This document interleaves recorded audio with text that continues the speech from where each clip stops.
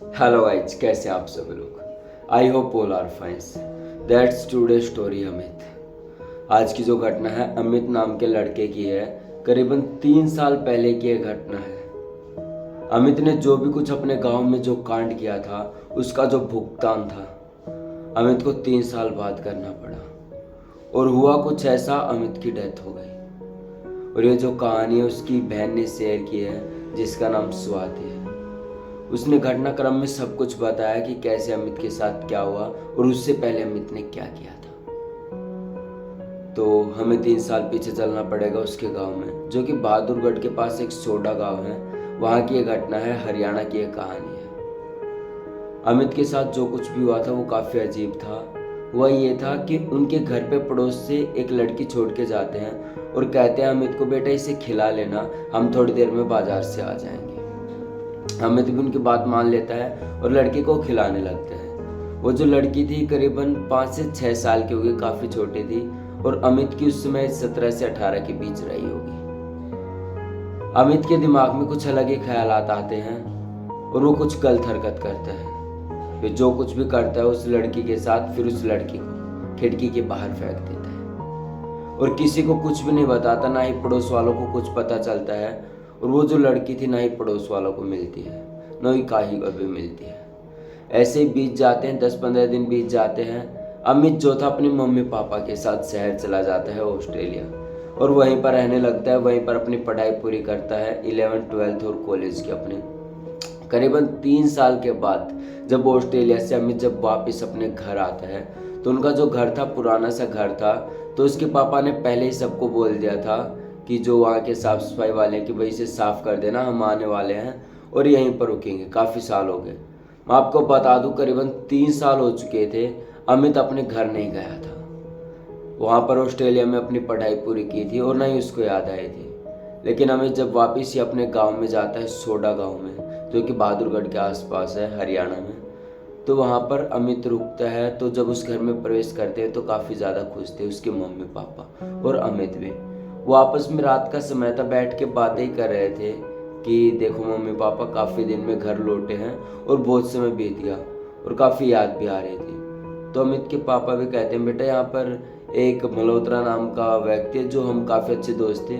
जब उसे पता चलेगा कि हम यहाँ पर वापस आए हैं तो वो हमसे मिलने ज़रूर आएगा। अमित ने कहा कि पापा मेरे भी बहुत अच्छे दोस्त थे 3 साल पहले तो, और अब पता नहीं किसी को कुछ याद होगा या नहीं। फिर भी देखते हैं कल का सुबह का दिन कैसा रहेगा। तो ऐसे ही वो आपस में बातें करते हैं, रात का खाना खाते हैं और अमित अपने कमरे में सोने के लिए चला जाता है। अमित जैसे अपने कमरे में सोने के लिए जाता है, उसकी खिड़की से एक आवाज़ सी आती है, जो कि एक लड़की की आवाज़ थी। वो कह रही थी कि अमित तुम आ गए, अब मैं तुम्हें नहीं छोड़ूंगी। जो तूने मेरे साथ किया वो कल को तेरे साथ भी हो सकता था, तेरी बहन के साथ भी हो सकता था। तुझे इसकी सज़ा ज़रूर मिलेगी। अमित को ये सब सारी बातें उस खिड़की से सुनाई दे रही थी और अमित को अपनी पुरानी घटना याद आ गई थी। लेकिन अमित फिर भी कहता है कि कौन है वहाँ पर, यदि किसी को बात करनी है तो चुपचाप कमरे में आ जाए और मुझसे बात करे, क्या दिक्कत है और क्या परेशानी है। अमित ऐसा करके कमरे में चला जाता है और सोने लगता है।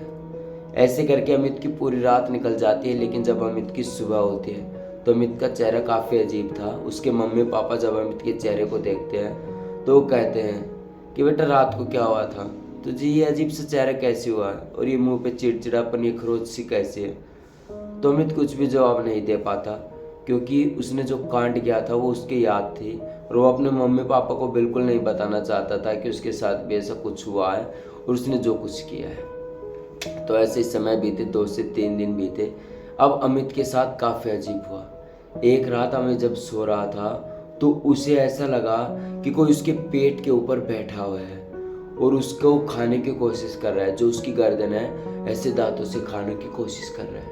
अमित को महसूस हो रहा है और अमित की जब ऐसे ही आंखें खुलती है तो उसे दिखता है कि उसके पेट पर एक लड़की बैठी हुई है, जो करीबन 5 से 6 साल की थी। अमित ने उस लड़की को देखा लेकिन वो कुछ भी नहीं कर पाया। अमित जैसे तैसे जोर से चिल्लाता है, तो जैसे ही जोर से चिल्लाता है तो उसके मम्मी पापा वहाँ पर आ जाते हैं और अमित को देखते हैं। अमित बताता है कि मम्मी ऐसे ऐसे बात, एक लड़की ऐसे ऐसे कुछ हुआ है। जो कुछ भी अमित बताता है अपने मम्मी पापा को, उसके मम्मी पापा बिल्कुल भी नहीं मानते, क्योंकि अमित ने एक वहम पाल रखा था, लेकिन उसने कुछ कांड भी किया था। उस रात जो अमित के साथ सीन क्रिएट हुआ था, अमित काफ़ी ज़्यादा डर चुका था। और अगले ही दिन जैसे सुबह होती है, अमित अपने मम्मी पापा को सब कुछ सच बताता है कि मम्मी पापा ऐसे ऐसे 3 साल पहले जो मल्होत्रा अंकल है, उनकी जो बेटी की शादी थी वो अपनी बेटी को यहाँ पर छोड़ के गई थी और मैंने उसके साथ ये कर दिया था। अमित अब सब कुछ बताता है अपने मम्मी पापा को, ऐसे ऐसे सब कुछ कांड हुआ। तो अमित को मम्मी पापा कहते हैं कि बेटा इसकी सज़ा तो भुगतनी पड़ेगी, या तो कुछ भी हो, हम तो तुम्हें कैसे भी नहीं बचा सकते यदि वो लड़की तुम्हें दिखाई दे रही है तो। अब अमित अपने ऊपर काफ़ी पछता रहा था। उससे अगले ही रात अमित की डेथ हो जाती है। न ही कुछ बोल पाता है और न ही कुछ उसके कमरे से आवाज़ आती है। जब अमित के मम्मी पापा सुबह उठकर देखते हैं तो अमित की डेथ हो चुकी थी। उन्हें जब अमित को देखा तो उन्हें काफ़ी अजीब लगा था, क्योंकि अमित ने जो हरकत करी थी वो काफ़ी अजीब थी और उसे उसका भुगतान करना पड़ा था। वो जो लड़की थी 5 से 6 साल के, अमित ने जो कांड किया था, अब मैं क्या ही बताऊं।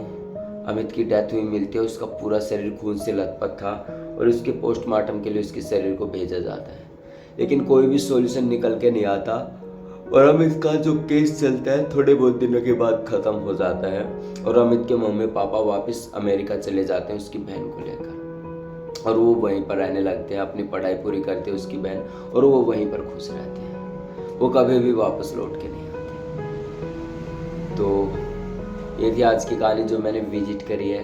कमेंट बॉक्स में ज़रूर बताएं कि आपको ये कहानी कैसी लगी, और ऐसी कहानी सुनने के लिए चैनल को सब्सक्राइब कर ले।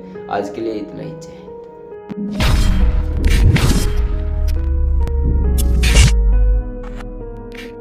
हिंद।